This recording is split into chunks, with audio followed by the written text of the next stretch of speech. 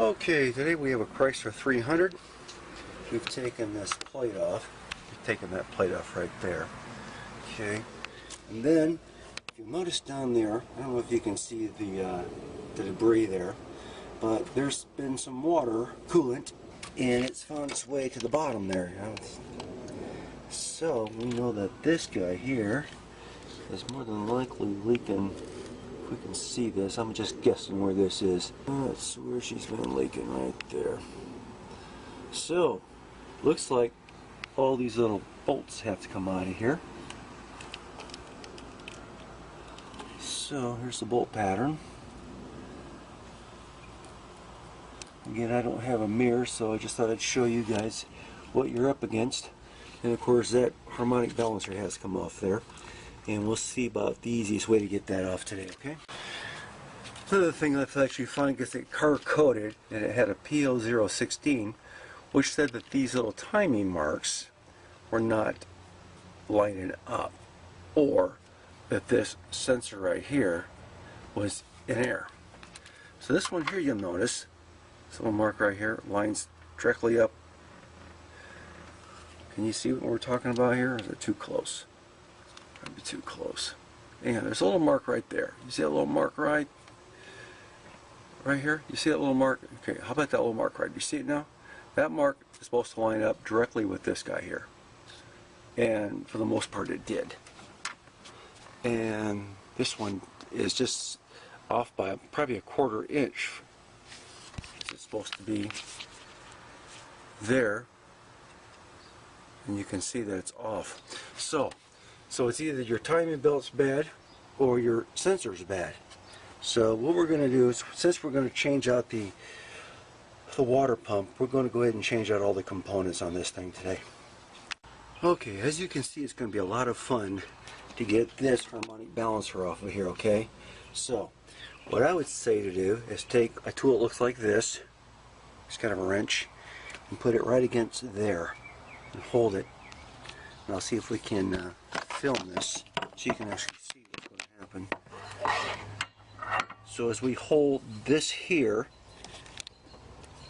so as we hold that there against that bolt right there, we want to hold against that bolt right there. So we hold it against that bolt.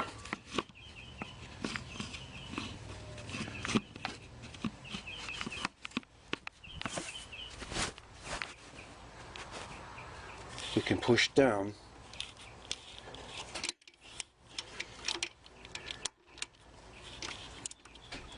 and the bolt will come out.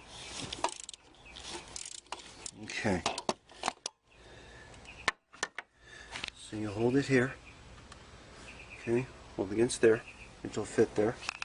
Okay, so what you have to do, you have to go down to AutoZone and pick up a Chrysler harmonic balancer puller kit. Of course, it looks like this. Looks like this, and it costs $75 to rent it, But anyhow, it looks like this. It has these little guys here, and we will probably have that off on a snap, and should take it right off. Now it says in most cases that the radiator has to come out of here, so this pushes down right there, pushes down, and then it comes apart. And that's how this comes. It looks as though there's a bolt right there on that side, and a bolt over here on this side here, if you can see it. I'm hoping that's also tight. So all we really had to do is take out the fan motors, and then there's a bolt there, there's a bolt on that side. And of course, here's the radiator. They say in most cases you got to take out the radiator, but I think there's going to be enough room there now to work between the two. So we'll give this a whirl.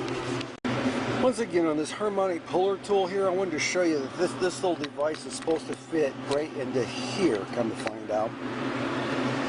And it fits right into these little grooves here, and that's how it's supposed to work. Now you can see it. Okay?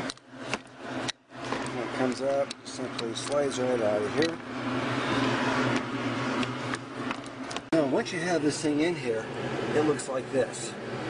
And there's that rod in there, and then it goes in the inside of that, there's a hollowed out part in this bolt right here, then it bottoms out, and I think that's the 3/4 inch. And you simply go right easy tight and you pull right off. This will take a 24 millimeter to get that off. And just like magic, you see it start to separate. You see it start to separate through there.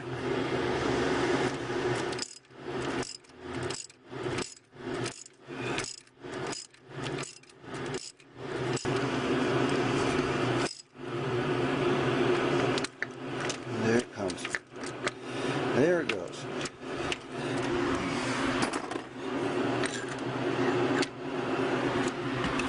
And then the whole thing comes out. Looks like this. To get it to fit, this is how it's going to have to fit. So you can see this. That's how it will fit. This tool. Okay. Hope this helps somebody. Okay. There it is.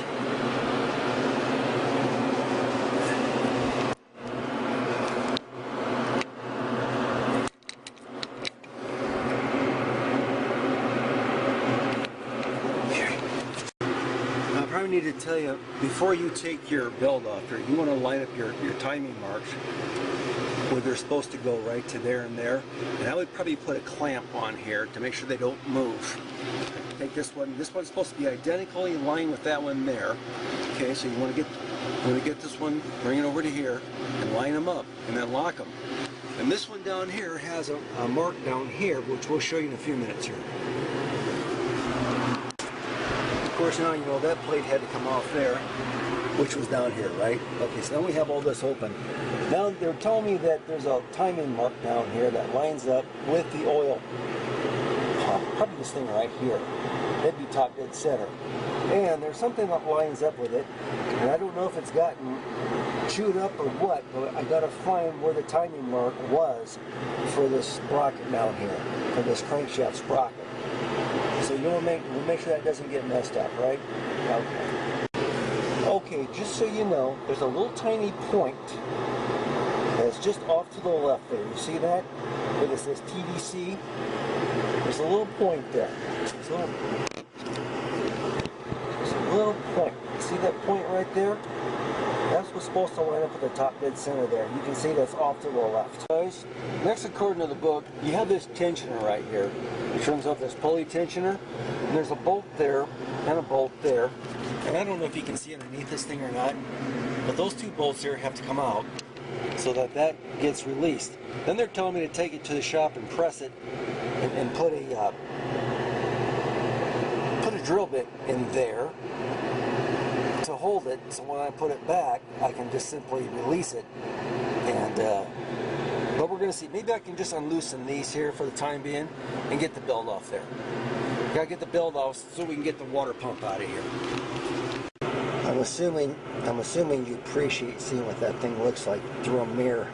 So there's the bottom right there. There are 13 millimeter bolts that hold that on there. So that's what we gotta get off to get all this off of here. Another thing too, when you take this thing off from underneath there, it went this way. You want to make sure that, you know, that lines up like this. Now about this right here, they're saying that they want me to press this and put a pin through there. I don't know if I need to. I'll find out. Okay, so they recommend changing your timing belt at 100,000 miles, but they say if you change your water pump out because it's starting to leak or whatever, you just might as well change your belt out at the same time. So we're going to do that. Okay, now that we have all the bolts out of it, I put all the bolts where they live. Just for your information, on a 2006 Chrysler, the longer bolts go on these with the raised areas here, and the shorter ones on the ones that don't. So I suppose this is probably going to bleed all over the place, but let me get it out of here.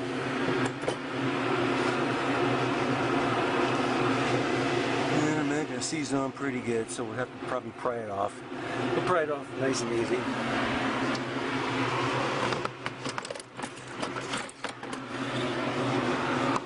There's a pry bar here.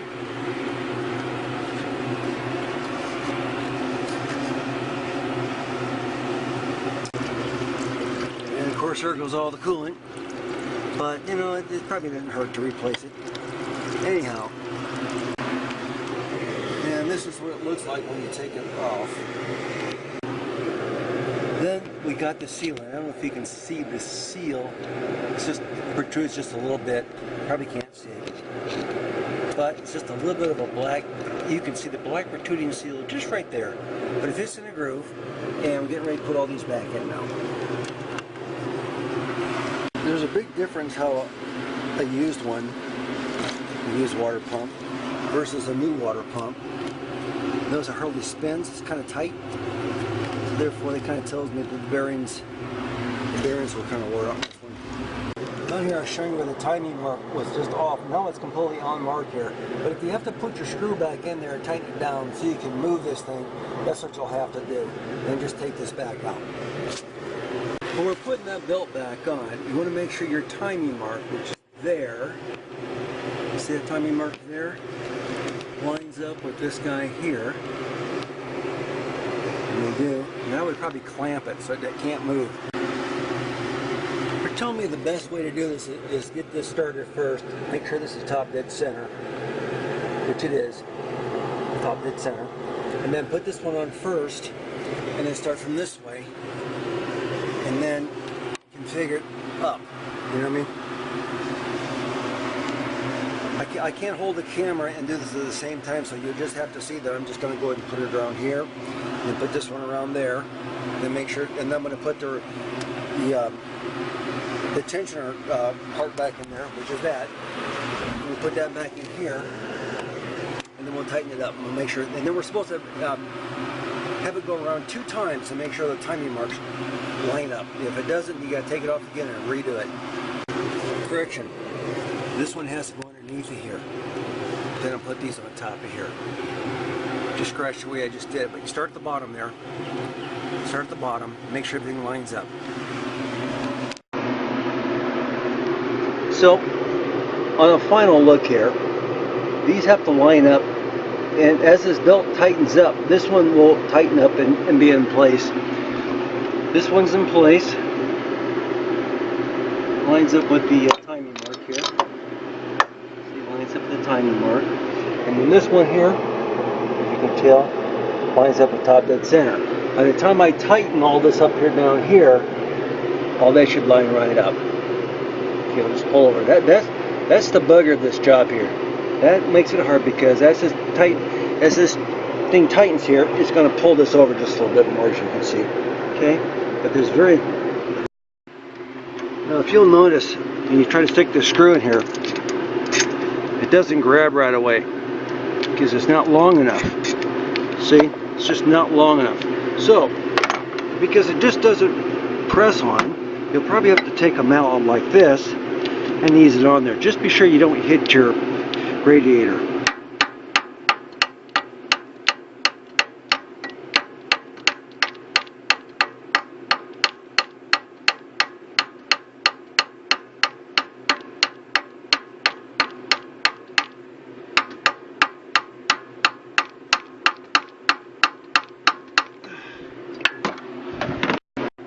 Then once you do that, then you can go ahead and put this back on. As you can see, it'll go right on.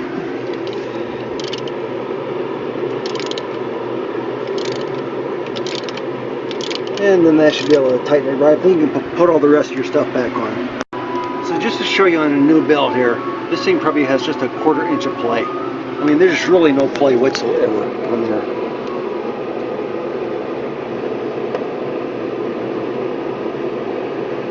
That's giving it a pretty good tug, you know what I mean? It's just no play really. There's no play up here whatsoever, no play here. Just if it's a 1/4 inch, if there's a 1/4 inch, we're lucky, okay? But it's a good tight fit. And there's configuration. We've already fired it over. It started right away. A lot of times when these Chryslers don't start right away, they don't code. And this had 62,000 miles on it. And the other chain really, or the serpentine, wasn't in bad shape, but because you know the water pump had started to leak, the book says just change out the whole thing. Save you a lot of money and time. So that's what we did.